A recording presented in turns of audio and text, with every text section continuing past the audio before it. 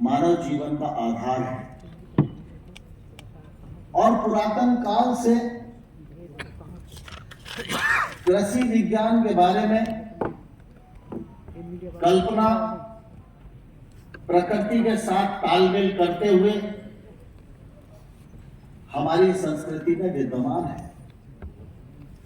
वेदों को भी अगर हम देखेंगे तो ध्यान में आएगा कि ऋग्वेद हमें बताता है कि गलत रास्ते से धन मत कमाओ, खेती का कौशल्य सीखो, परिश्रम करो और उसके बाद सम्मानजनक धन प्राप्त करो, उससे जीवन यापन करो।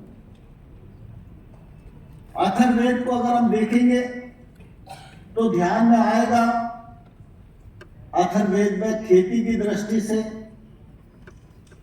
हमारी गौ माता की दृष्टि से, बैलों की दृष्टि से, कृषि के उपकरण की दृष्टि से सारा उल्लेख मिलता है और साथ ही साथ यह भी कहा गया है कि जो धरती माता हमको अन्न देती है, खेती करने से पहले उस धरती माता की पूजा करो, आराधना करो, उससे आशीर्वाद मांगो। हे मां, हम खेती करने जा रहे हैं, हमें आशीर्वाद दो, अच्छा धन धान्य पैदा हो। ये जो वेद में देखेंगे तो हमारी सारी फसलों का विवरण हम सबको मिलेगा। वैदिक पद्धति की खेती की तरफ हम विचार करेंगे तो हमारे ध्यान में आएगा कि आज की भारतीय कृषि पद्धति खेती, जिसको हम प्राकृतिक खेती कहते हैं, गाय आधारित खेती कहते हैं, कुछ लोग उसको जीरो बजट खेती भी कहते हैं। भिन्न भिन्न प्रकार से प्राकृतिक खेती की व्याख्या हमारे यहाँ भिन्न भिन्न प्रकार के मनीषी करते हैं और मुझे इस बात का गौरव है कि वेदों में जिस प्रकार की खेती की कल्पना की गई है वह प्राकृतिक खेती आज भारत सरकार में नरेंद्र मोदी जी के नेतृत्व में प्राथमिकता पर है और उस पर सरकार पूरा बल प्रदान कर रही है। प्राकृतिक खेती और बढ़े और रासायनिक खेती के कारण जो मृदा का क्षरण हो रहा है, जैविक पदार्थों को जो आघात हो रहा है, पर्यावरण को जो नुकसान हो रहा है, इससे बचाया जा सके, इसके लिए भी प्राकृतिक खेती और वैदिक ज्ञान जरूरी है। इसलिए आज जिस कैंपस में हम बैठे हैं, भारतीय कृषि अनुसंधान परिषद, ये कृषि शिक्षा के क्षेत्र में काम करती है। पूरे भारतवर्ष में कृषि शिक्षा का काम हमारे डॉक्टर अग्रवाल बैठे हैं, ये देखते हैं। लगभग 74 विश्वविद्यालय हैं, महाविद्यालय तो अनेक हैं। स्कूली शिक्षा में भी कृषि शिक्षा आगे, इसके भी प्रयत्न हो रहे हैं। नई शिक्षा नीति का समावेश कृषि शिक्षा में हो, इसे भी समाविष्ट करने का प्रयास किया गया है। लेकिन कृषि शिक्षा में वैदिक कृषि और प्राकृतिक कृषि का समावेश हो, इसका पूरा पाठ्यक्रम सिलेबस बनाकर डॉक्टर आर.सी. अग्रवाल की कमेटी ने पूरे भारत में लागू करने का काम किया है। इससे हम अंदाज लगा सकते हैं कि हमारे प्रधानमंत्री नरेंद्र मोदी जी वैदिक ज्ञान के प्रति कितने प्रतिबद्ध हैं। आज देश में 4 लाख हेक्टेयर क्षेत्र में प्राकृतिक खेती हो रही है। राज्य सरकारें, केंद्र सरकार, आईसीआर के हमारे सभी कृषि वैज्ञानिक इस दिशा में काम कर रहे हैं और इस बार हम लोगों ने बजट में 1500 करोड़ रुपए का प्रावधान किया है प्राकृतिक खेती को बल प्रदान करने के लिए। इस बार बजट आपने सुना होगा तो 10,000 इनपुट सेंटर खोले जा रहे हैं। 1 करोड़ किसानों को प्राकृतिक खेती के कवर के अंदर लाना, यह सरकार ने लक्ष्य तय किया है, क्योंकि हम रासायनिक खेती और प्राकृतिक खेती के बीच में संतुलन बनाना चाहते हैं, मृदा की रक्षा करना चाहते हैं, धरती की उर्वरा शक्ति को जीवंत रखना चाहते हैं। और इसी दृष्टिकोण के आधार पर प्रधानमंत्री जी ने जब योगा की दृष्टि से पूरी दुनिया को मार्गदर्शन दिया और आज योग विद्या जो भारत की विद्या है वो पूरी दुनिया की मान्य विद्या बन गई, ठीक इसी प्रकार से मिलेट्स कहें, मोटा अनाज कहें, पोषक अनाज कहें, लेकिन सामान्य तौर पर यह सब गरीब की थाली का भोजन बनकर रह गया। जो संपन्न लोग हैं वो धान और चावल का सेवन करने लगे थे, मोटे अनाज को भोजन की थाली में जितना सम्मान चाहिए उसका अभाव हो गया था। परिणाम स्वरूप मोटे अनाज का उत्पादन कम हो रहा था। जब हम अपने देश के बारे में विचार करेंगे तो ध्यान में आएगा मोटा अनाज छोटा किसान पैदा करता है, मोटा अनाज वर्षा आधारित क्षेत्र में पैदा होता है, मोटा अनाज बिना फर्टिलाइजर के पैदा होता है, मोटा अनाज कम सिंचाई में पैदा होता है, मोटा अनाज कम लागत में पैदा होता है और मोटा अनाज पैदा भी होता है, वो पौष्टिकता से भरपूर भी है और मोटे अनाज की खेती जहां होती है वहां भूमि की उर्वरा शक्ति भी बढ़ने में यह खेती मददगार होती है। इसलिए प्रधानमंत्री जी ने स्वस्थ आहार दुनिया को मिले, इसलिए संयुक्त राष्ट्र संघ में मोटे अनाज के विशेषताओं को प्रतिपादित किया और मैं धन्यवाद देना चाहता हूं यूएन के लोगों ने को। उन्होंने 2023 मिलेट्स ईयर के रूप में घोषित किया और आज पूरी दुनिया भर में मिलेट्स की धूम है। यह मोटा अनाज हमारे देश में छोटे किसान की ताकत बढ़ाएगा, देश में इसकी प्रोसेसिंग बढ़ेगी, एग्री स्टार्टअप्स बनेंगे, रोजगार के अवसर बढ़ेंगे और हमारा जो उत्पाद है वो दुनिया भर में लोकप्रिय होगा और हमारे व्यापार को भी इससे बल मिलेगा। स्वाभाविक रूप से इसी दृष्टिकोण के आधार पर आज देश भर में नरेंद्र मोदी जी के नेतृत्व में काम हो रहा है। लेकिन जब हम वैदिक खेती की बात करते हैं, जब हम प्राकृतिक खेती की बात करते हैं, तो निश्चित रूप से मुझे ध्यान में आता है कि महाकवि कालिदास जी ने कहा था कि जो प्राचीन है यह पुरातन है, इसलिए छोड़ देना समझदारी नहीं है, और यह आधुनिक है इसलिए अपना लेना यह भी समझदारी नहीं है।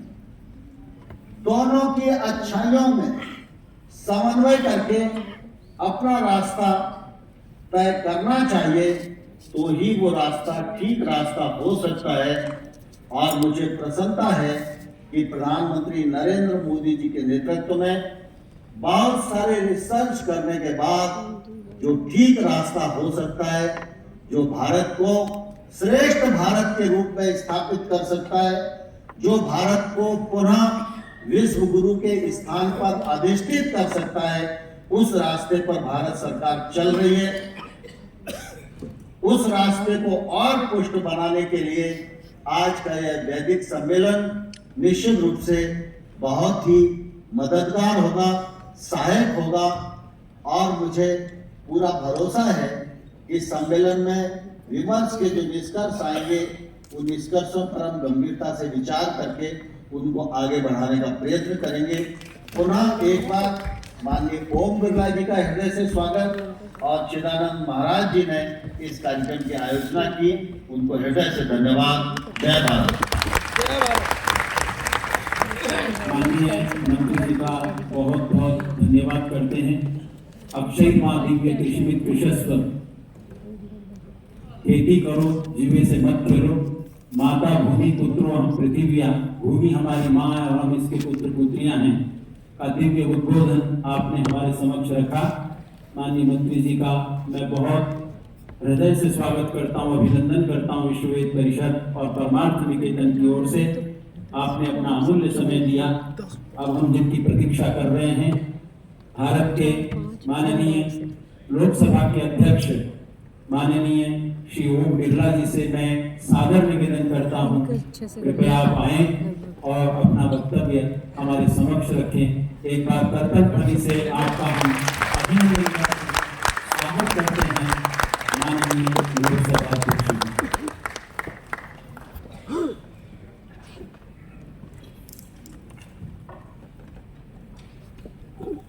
विश्व वेद परिषद और परमार्थ निकेतन आश्रम के तत्वाधान में आयोजित अखिल भारतीय वेद विज्ञान सम्मेलन में भारत सरकार के कृषि मंत्री, जो खुद भी किसान हैं और उन्होंने वेद के बारे में, वेद विज्ञान के बारे में और कृषि और वेद का संबंध बताते हुए अपनी बात को रखा। माननीय नरेंद्र सिंह जी तोमर साहब इस कार्यक्रम के प्रणेता, जिन्होंने भारत में नहीं पूरे विश्व के अंदर वेद, आध्यात्मिक योग, योग विज्ञान कितनी व्याख्या की। दुनिया के अधिकतम देशों के अंदर भारतीय संस्कृति के अग्रदूत परम श्रद्धेय स्वामी चिदानंद जी महाराज हमारे बीच में ही, स्वामी प्रणवनाथ सरस्वती जी, आरवेश जी, आचार्य पद्मन जी, आचार्य प्रेमपाल जी शास्त्री जी, आरसी अग्रवाल जी, देवेश प्रकाश जी और हमारी संसद में हमारे सहयोगी सांसद जो वेद विज्ञान और जिनको अद्भुत ज्ञान है, जिन्होंने एक पुलिस सेवा में अपनी सेवाएं दी, वहां भी उन्होंने आध्यात्मिक रूप से मानवीय संवेदना के साथ काम किया। अब राजनीति क्षेत्र के अंदर भी,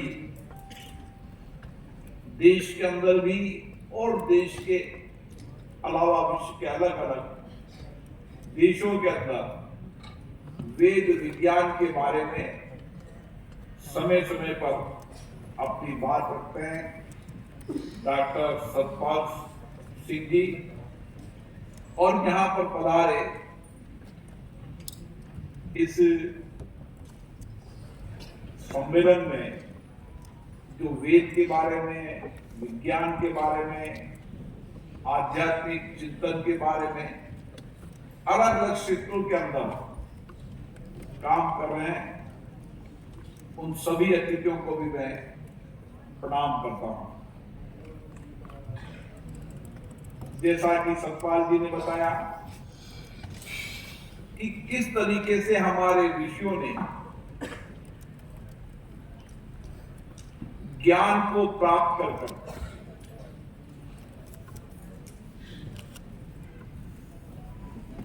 और वेदों की रचना की, वेदों के बारे में अलग अलग तरीकों से जिन्होंने समय समय पर अपनी तप तपस्या के माध्यम से उस समय ऋषियों ने प्राप्त किया। वेदों ने किसी को लिखा नहीं, लेकिन ऋषियों के ज्ञान का अद्भुत संगम वेद आज भारत का नहीं, दुनिया के लिए रिसर्च का एक बड़ा आध्यात्मिक केंद्र बन चुका है। और इसीलिए वेद की जितनी व्याख्या की जाए, वेद को विज्ञान के माध्यम से व्याख्या की, तो वैज्ञानिकों ने माना जो कुछ भी विज्ञान में है वो वेद के कारण है। और इसीलिए वेद और विज्ञान के बारे में आज भारत में नहीं, दुनिया के अलग अलग देशों के अंदर जो रिसर्च हो रहा है, जो नया अनुसंधान हो रहा है, वो वेद में की बातों के आधार पर किस तरीके से ऋषि मुनियों ने उस समय अपने विचारों को, अपने अनुभवों को, अपने ज्ञान को वेद के माध्यम से समाज को दिया। और आज वैज्ञानिक उस पर अध्ययन कर रहे हैं और वह सत्यार्थ है, सत्य यह आज प्रमाणित हो रहा है। इसलिए वेद तात्विक भी है, व्यवहारिक भी है और यथार्थ भी है। और इसीलिए हमें कई बार लगता है कि चाहे मानवीय जीवन हो, चाहे सामाजिक जीवन हो, चाहे राष्ट्र जीवन हो, जीवन की हर आवश्यकताओं और जिज्ञासाओं को समेटने का काम वेद में है। और इसीलिए आज हम ये कह सकते हैं कि वेद और विज्ञान पर अनुसंधान अनवरत चलता रहेगा और नए नए अनुसंधान में वेदों की अलग अलग व्याख्या होगी। और इसीलिए सही कहा सतपाल जी ने कि वेद की उत्पत्ति कब हुई, कब पूर्ण हुआ, ये न कोई किताब में है न पुस्तक में है। ये बहुत बार डिबेट हुई, बहुत बार चर्चा हुई इसकी, लेकिन वेद तो अनवरत है और वेद और विज्ञान के बारे में जितने लोगों ने जितनी व्याख्या की, अलग अलग तरीके से व्याख्या की, लेकिन व्यक्ति ने माना कि दुनिया के अंदर जो कुछ भी है, समाज जीवन में जो कुछ भी है, मनुष्य जीवन में जो कुछ भी है, आत्मा परमात्मा का जो कहीं न कहीं जुड़ाव है और व्यक्ति के अंदर शरीर हो सकता है लेकिन उसके आत्मा जीवंत है, ये सब वेद के द्वारा प्रमाणित होती है। और इसीलिए काल परिस्थितियां सब परिवर्तन हुई, हर काल परिस्थितियों के अंदर वेद की अलग अलग व्याख्या की। वेद का लीचापन होने के कारण हर पीढ़ी को उसने कुछ न कुछ उपहार दिया, दिशा दी, ज्ञान दिया, आध्यात्मिक चिंतन दिया। और हमारे ऋषि मुनियों ने कि उस वेद के ज्ञान को महर्षि वेद व्यास ने 4 भागों में विभाजित किया। ऋग्वेद ऋग्वेद, ऋग्वेद, समवेद, अर्थवेद, जिसकी अलग अलग विद्वानों ने भी यहाँ पर व्याख्या की है। उसकी कोई व्याख्या सीमित दायरे में कम शब्दों में नहीं हो सकती, लेकिन उसके समय समय पर वेद की अलग अलग व्याख्या सभी लोगों ने की और ये सब अनंत चलती रहेगी। मैं इस मौके पर यहाँ पर हमारे बीच में बड़े चिंतन बैठे हैं, बड़े वैज्ञानिक भी बैठे हैं, अलग अलग वेद विज्ञान पर अनुसंधान करने वाले मैं विद्यार्थियों को भी देख रहा हूं और विशेष रूप से चिदानंद स्वामी जी लगातार ये प्रयास भारत में भी करते रहते हैं, भारत के बाहर भी करते रहते हैं। मुझे आशा है कि वेद विज्ञान की इस व्याख्या को, इस रिसर्च को दुनिया को पहुंचाने का काम आप सब लोग करेंगे और वेद विज्ञान से जो प्राप्त हुआ है उसको उपनिषद में अलग अलग तरीके से व्याख्या की है। और मेरा तो मानना है कि जीवन जीने की राह और सत्य के मार्ग पर आहार करने का काम हम वेद से, उपनिषद से प्राप्त कर सकते हैं। मौके पर आप सब यहाँ पधारे, आपका चिंतन, आपकी चर्चा, आपका संवाद यहाँ पर निश्चित रूप से एक बेहतर परिणाम देगा। और मैं कह सकता हूँ कि जब हम प्राचीनतम लोकतंत्र की बात करते हैं और दुनिया में कहते हैं कि भारत प्राचीनतम लोकतंत्र है, भारत लोकतंत्र की जननी है, तो जननी भी निकली है तो वेद से निकली है, उपनिषद से निकली है। और वेद उपनिषद के अंदर कई प्रमाण हैं, वर्षों पुराने प्रमाण हैं कि भारत की संस्कृति आध्यात्म में हमेशा लोकतंत्र रहा है, जीवन शैली में लोकतंत्र रहा है, कार्यशैली में लोकतंत्र रहा है, विचारधारा में लोकतंत्र रहा है। और इसीलिए आज भी दुनिया के अंदर लोकतंत्र शासन चलाने की सर्वश्रेष्ठ पद्धति है और भारत मदर ऑफ डेमोक्रेसी के रूप में आज दुनिया में भारत की पहचान है। आप सभी को बहुत बहुत धन्यवाद,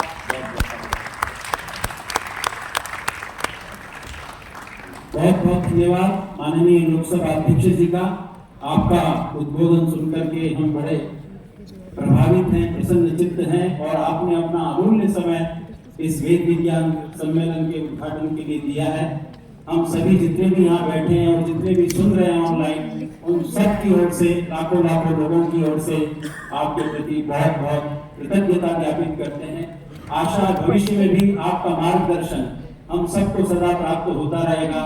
पूज्य स्वामी चिदानंद जी, पूज्य स्वामी आर्यवेश जी, पूज्य स्वामी प्रणवानंद जी, इन सब के संरक्षण में ये वेद विद्या पल्लवित हो, पुष्पित हो सारे भारत में, इसका संदेश आपने दिया है। और मैं निवेदन करना चाहता हूँ मित्रों, ये वैकुंठ परिवार की ओर से जितने भी बोर्ड लगे हैं पूरे दिल्ली में, जगह जगह, जेएनयू में, हमारे गुरुकुल गौतम नगर में, यहाँ आप इसकी सजावट देख रहे हैं। और ये शुद्ध हनी, जिसकी प्रधानमंत्री जी ने भी मन की बात में बहुत ही वो प्रभावित हुए और चर्चा की, ये सभी अतिथि गणों को शुद्ध हनी मधु भेंट करना चाह रहे हैं वैकुंठ परिवार जो हमारे साथ जुड़ा हुआ है। और ये जितना भी सजावट का काम है, ये सौम्या पांडे, हमारे राधन सिंह जी, उनका पूरा जितना भी परिवार है, इनकी ओर से ये शुद्ध